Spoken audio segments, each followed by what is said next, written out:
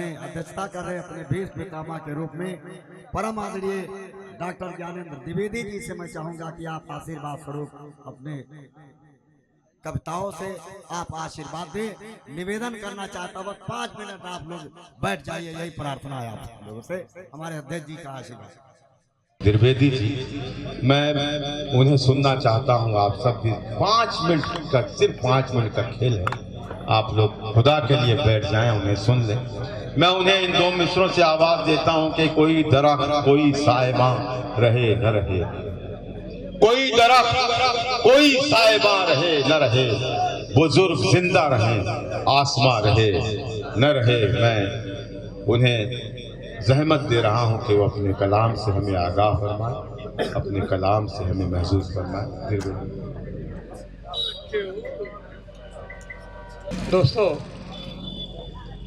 जो चले गए अच्छा है, जा रहे हैं वो भी अच्छा है, और जो लोग बैठे हैं वो भी अच्छा है।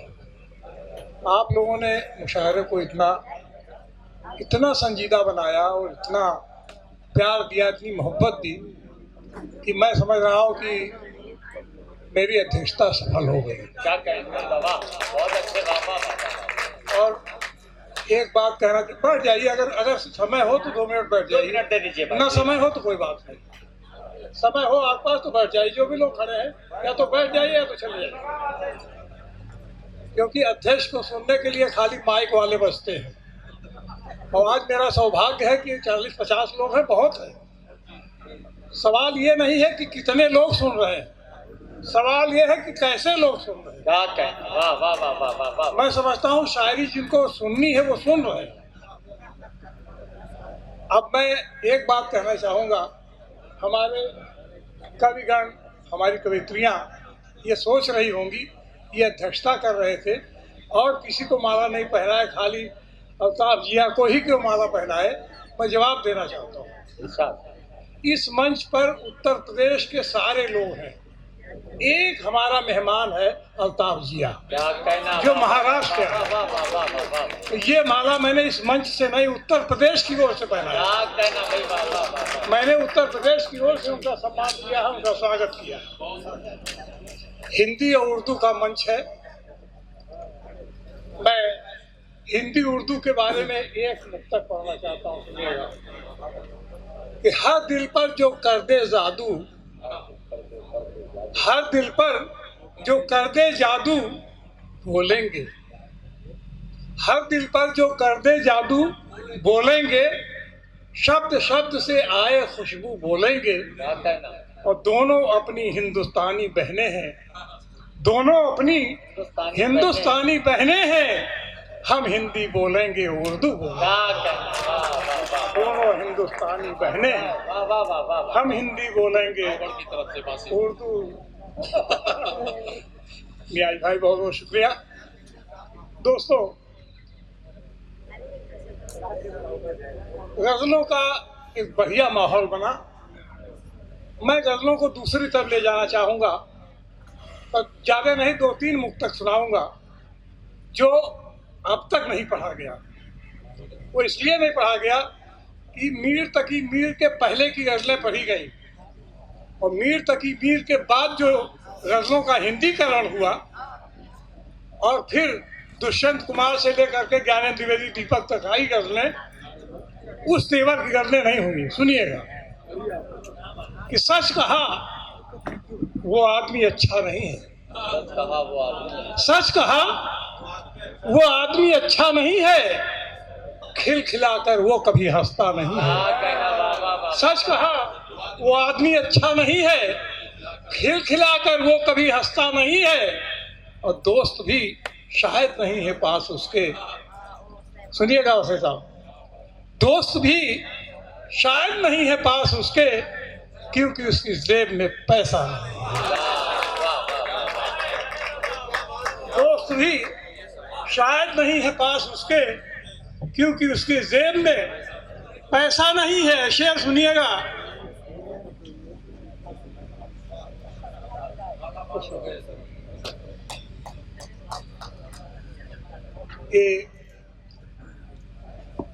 क्योंकि उसकी जेब में पैसा नहीं है।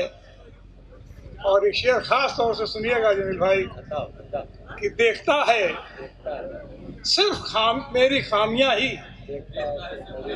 देखता है सिर्फ मेरी खामियां ही, आईना उसने कभी देखा नहीं। देखता है सिर्फ मेरी खामियां ही, आईना उसने कभी देखा नहीं है। और दोस्तों उसी मिजाज का कुछ शेर और सुन लीजिएगा कि वो बाजार में जिंदगी बेचता है।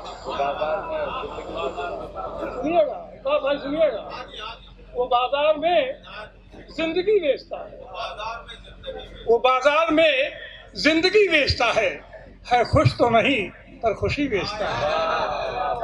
वो बाजार में जिंदगी बेचता है खुश तो नहीं पर खुशी बेचता है। बजाता है सरगम की धुन पर कहरवा, बजाता है सरगम की धुन पर,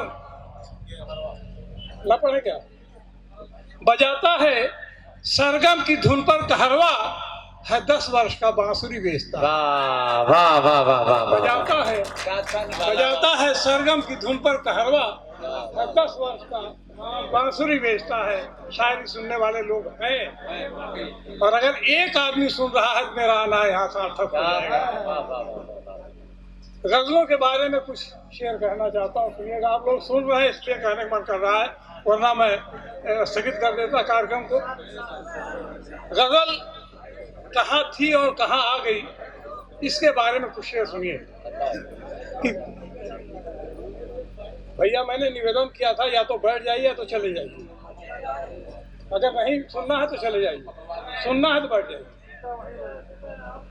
कि बुलबुलों के परों से परछाइयों तक जाएगी, बुलबुलों के परों से परछाइयों तक जाएगी, और रगे गुल से गगन की ऊंचाइयों तक जाएगी।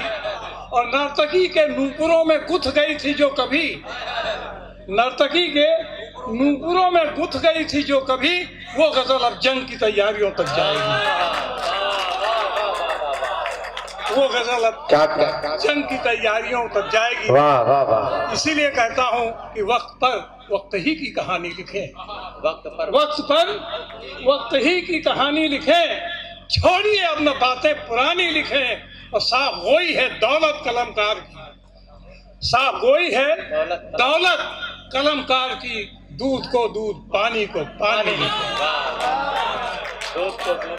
साफ वही है दौलत कलमकार की, दूध को दूध पानी को पानी लिखे। और कैसे लिखे कि वक्त कहता है न पंडित मौलवी की बात कर, वक्त कहता है न पंडित मौलवी की बात कर, आदमी है आदमी से आदमी की बात कर।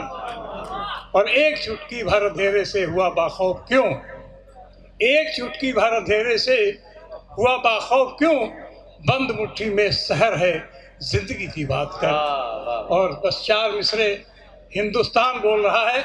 अगर आपको लगे कि हिंदुस्तान की कुछ बातें इसमें आएगी तो आप आशीर्वाद दीजिएगा, मैं इसके बाद अपनी जगह लूंगा, क्योंकि समय बहुत हो गया है, 4 बजने वाले हैं।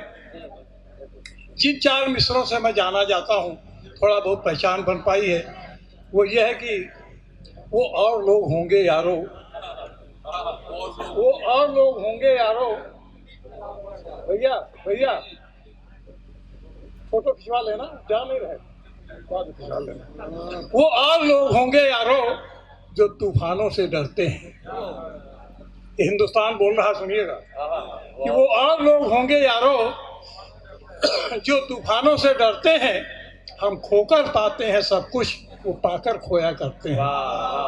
हम खोकर पाते हैं सब कुछ, वो पाकर खोया करते हैं। अब्र हमें तू बार बार सैलाब की धमकी देता है, अब्र हमें तू बार बार सैलाब की धमकी देता है। हम तो दरिया की छाती पर तरबूज की खेती करते हैं। बहुत बहुत शुक्रिया, बहुत अच्छा आप लोगों ने सुना, बहुत अच्छा लोगों ने पढ़ा, और ये मुशायरा कामयाब रहा। इसके लिए आप सब बधाई के पात्र हैं।